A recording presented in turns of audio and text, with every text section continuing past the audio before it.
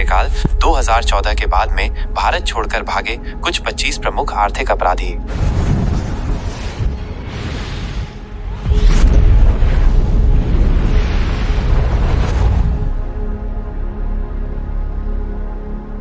विजय माल्या, भागने का वर्ष 2016। आरोप, विभिन्न बैंकों से 9,000 करोड़ रुपए से अधिक का ऋण लेकर धोखाधड़ी। राज्य, कर्नाटक। नीरव मोदी, भागने का वर्ष 2018। आरोप, पंजाब नेशनल बैंक PNB घोटाले में 13,000 करोड़ रुपए से अधिक की धोखाधड़ी।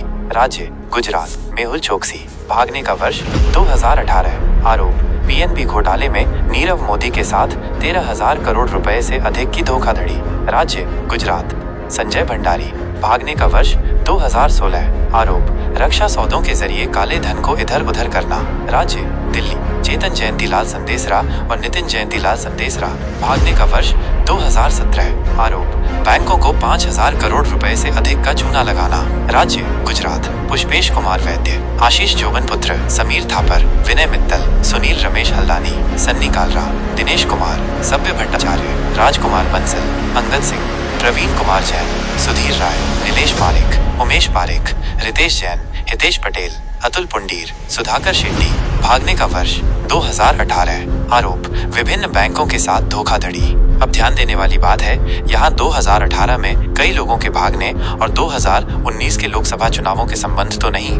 2018 में आर्थिक अपराधियों का पलायन और 2019 के चुनाव। 2018 में कई आर्थिक अपराधी भारत से भाग गए। ये घटनाक्रम 2019 के लोकसभा चुनावों से ठीक पहले हुआ था, जिससे कई सवाल उठे। संभावित संबंध, राजनीतिक आरोप। विपक्षी दलों ने सरकार पर इन अपराधियों को भागने में मदद करने का आरोप लगाया। उन्होंने ये भी आरोप लगाया कि सरकार ने चुनावों से पहले इन मामलों को दबाने की कोशिश की। यह आरोप लगाया गया कि सरकार इन अपराधियों के साथ मिली हुई थी और उन्होंने चुनावों से पहले देश छोड़ दिया। जांच एजेंसियों की भूमिका। जांच एजेंसियों की भूमिका पर भी सवाल उठे। यह पूछा गया कि इन अपराधियों को देश छोड़ने से रोकने के लिए पर्याप्त कदम क्यों नहीं उठाए गए। ये भी तर्क दिया गया कि जांच एजेंसियां राजनीतिक दबाव में काम कर रही थी। चुनावी प्रभाव। इन घटनाओं का 2019 के चुनावों पर क्या प्रभाव पड़ा, ये कहना मुश्किल है। हालांकि इसने निश्चित रूप से सरकार की छवि को नुकसान पहुंचाया। इन घटनाओं ने विपक्ष को सरकार पर हमला करने का एक मुद्दा दिया। निष्कर्ष, 2018 में आर्थिक अपराधियों का पलायन एक विवादास्पद मुद्दा था। इसने सरकार और जांच एजेंसियों की भूमिका पर कई सवाल उठाए। हालांकि इन सब की रिकवरी से भारत को आर्थिक मजबूती। यदि इन भगोड़ों से धनराशि की रिकवरी संभव होती है तो भारत की अर्थव्यवस्था को कई तरह से मजबूती मिल सकती है। सरकारी ऋण में कमी। इस राशि का उपयोग सरकारी ऋण को कम करने के लिए किया जा सकता है, जिससे सरकार पर ब्याज का बोझ कम होगा। सार्वजनिक परियोजनाओं में निवेश। इस राशि का उपयोग बुनियादी ढांचे, शिक्षा, स्वास्थ्य सेवा और अन्य सार्वजनिक परियोजनाओं में निवेश के लिए किया जा सकता है, जिससे देश का विकास होगा। बैंकिंग क्षेत्र को मजबूती।